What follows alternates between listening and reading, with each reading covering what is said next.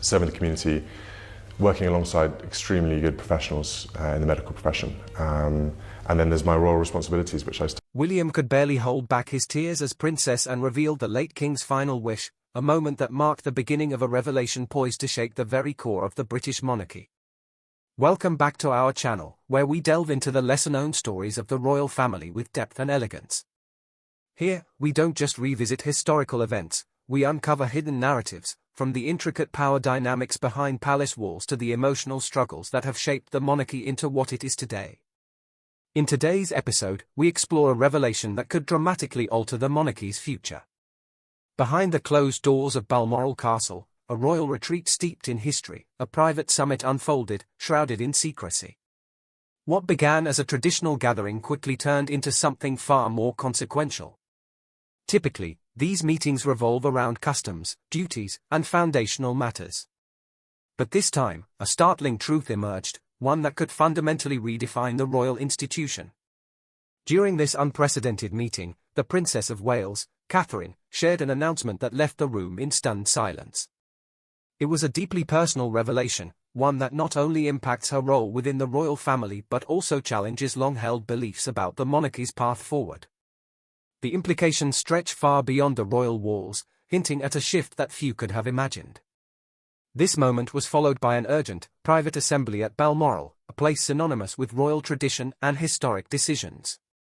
But this gathering was unlike any that came before it.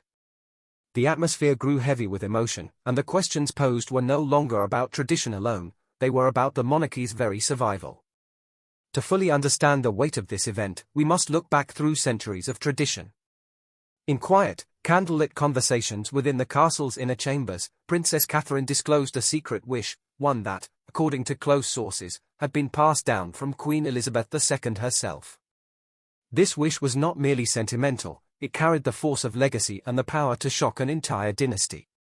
Before her passing, Queen Elizabeth had expressed a profound desire that Catherine should one day become a monarch in her own right, not just a queen consort, but a reigning queen. While Queen Camilla has dutifully stood beside King Charles III in her role as queen consort, the vision that Queen Elizabeth quietly nurtured points to a different future. Catherine, as the wife of Prince William, is now being positioned for a much greater destiny, a new chapter in royal history that is already stirring deep undercurrents within the family. This revelation comes at a time of growing concern over King Charles's health. Though the public has long known of his health struggles, sources close to the royal circle suggest that his condition is more serious than previously revealed. This uncertainty about his ability to continue fulfilling his royal duties casts a shadow over the monarchy's future and lends even more urgency to Queen Elizabeth's discreet but decisive wish. Now, what was once a closely guarded secret is threatening to become a divisive force. A desire meant to preserve unity is instead creating ripples of discord among those bound by loyalty and tradition.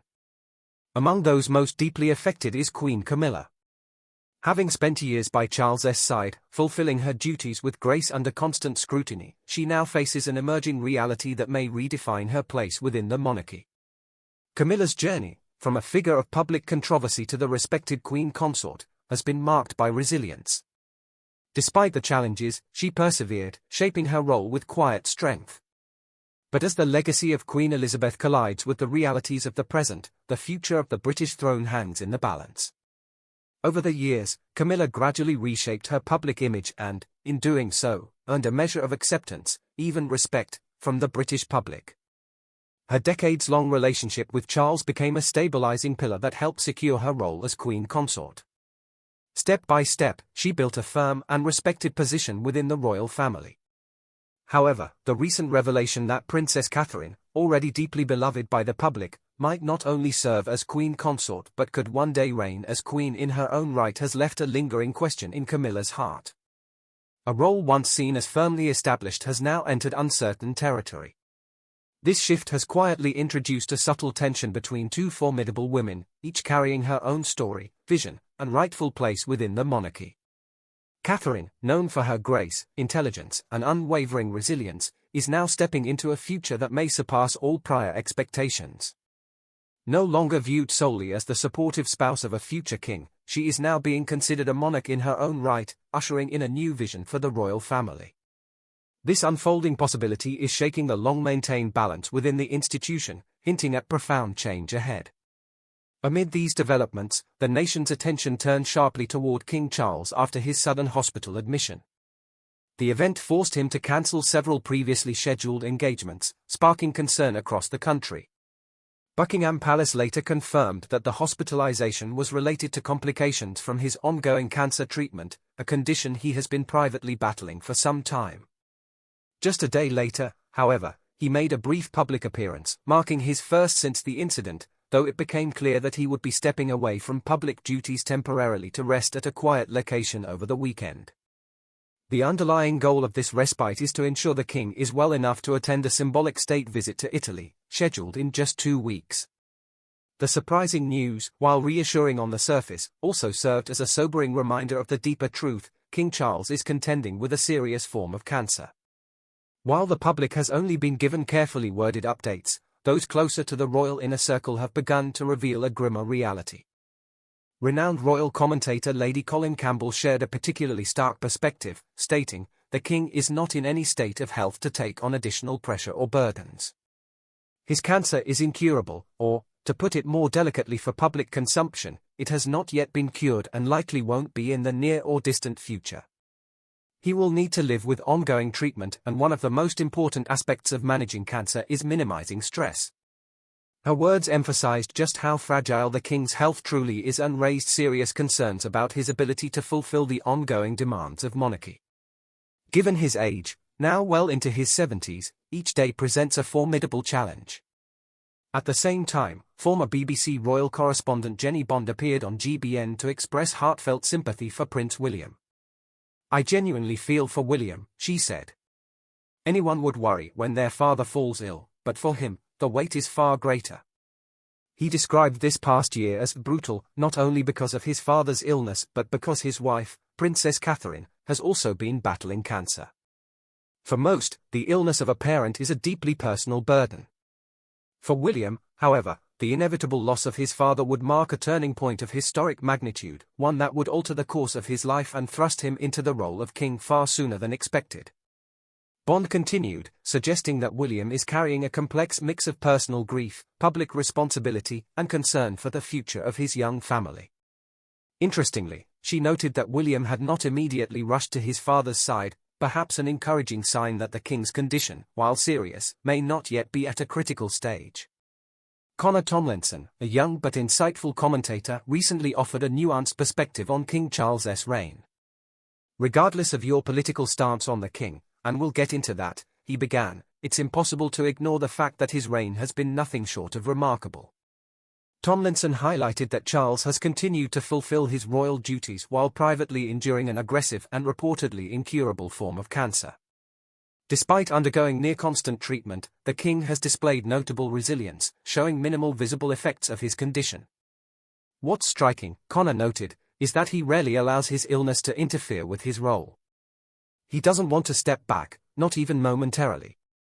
He's embracing his duties fully, which is easy to overlook amid the pomp and pageantry. Yet beneath this stoic exterior lies a difficult truth. He's a man in his mid to late 70s with a terminal illness. We've already seen signs of declining health, like the swelling in his hands when signing official documents. The reality is he likely doesn't have much time left." Tomlinson added a deeply empathetic note: "After waiting decades to wear the crown, overshadowed by his mother's historic reign, it's profoundly disappointing for him to now face the unforgiving constraints of time and health." Despite his personal political differences with the monarch, Tomlinson expressed heartfelt sympathy for the royal family. His children, despite their well-known rifts, like the tensions between Harry and Meghan versus William and Catherine, will be devastated when they lose their father. And his grandchildren, George, Charlotte, and Louis, have already lost their great-grandmother, Queen Elizabeth II. Now, to lose their grandfather so soon after? It's heartbreaking. As someone who's fortunate to still have my grandparents, I can only imagine the pain those young children will feel. It's a loss far too big for such small shoulders. The show's host, Dan, then shifted the focus to Queen Camilla's recent public appearance. Just a day prior, she was seen at ITV Studios, cheerfully interacting with presenters like Lorraine Kelly and Christine Lampard.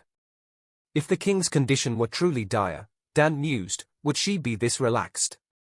Wouldn't she have rushed to his side at the hospital rather than chatting with Dermot O'Leary? While the moment sparked speculation, Dan acknowledged that Charles and Camilla have always been quite independent as a couple, often managing engagements separately. So, her ITV appearance may not be a reliable indicator of his condition. The conversation then turned to a more sensitive topic, the political dimensions of King Charles's reign. I support the monarchy as an institution, Dan clarified, but that doesn't mean I agree with every decision the king makes. I see myself as a critical friend, like I am with Reform UK. Honestly, Charles has performed better than I expected. As Prince of Wales, his tendency to interfere in politics worried a lot of people. But since becoming king, he's held back, and I respect that. However, recent concerns have emerged around the king's religious messaging. Specifically, his visible outreach to the Muslim community has stirred unease among some who feel that, as head of the Church of England, his primary loyalty should be to Christianity. This tension intensified after a video surfaced in which King Charles sent Ramadan greetings to Muslims across the UK and the Commonwealth. In the video, he warmly stated, "My wife and I are thinking of you during this special time. We value the Muslim community's contributions to UK life. As the Quran says, God does not burden any soul beyond what it can bear. Peace be with you all." This message, while received positively by many, triggered criticism from others. Connor Tomlinson responded, saying, "That video caused a stir because there's a growing perception that the royal family, alongside the government and BBC, are placing greater emphasis on Muslim communities than on Christianity, the faith the king is meant to uphold. It's no surprise that public trust in the institution is fading. Personally, I still believe Britain needs a monarch. But when Charles passes, I hope William steps up." Connor continued by raising a deeper constitutional question. Politically, if there were ever a proposal to use royal orders to repeal outdated laws, I doubt Charles would support it. He seems too closely aligned with globalist ideals. The real question is, when William takes the throne, will he champion reforms, remain quietly neutral like his grandmother, or resist change like his father? To close the discussion, royal expert Angela Levin joined in with her perspective. "Of course I'm worried about the king's health," she said. "But I must say, he's shown unwavering support for the Jewish community, especially in his relationship with the chief rabbi. As for his ties to the Muslim community, I don't mind it. I believe he's Christian at heart." Speaking on his recent hospitalization, she added, "They've called it minor, but I suspect it's more serious than they are letting on. Charles is not one to cancel plans lightly, he's always worked tirelessly despite his illness. I just hope Camilla can help him slow down and take the rest he so clearly needs."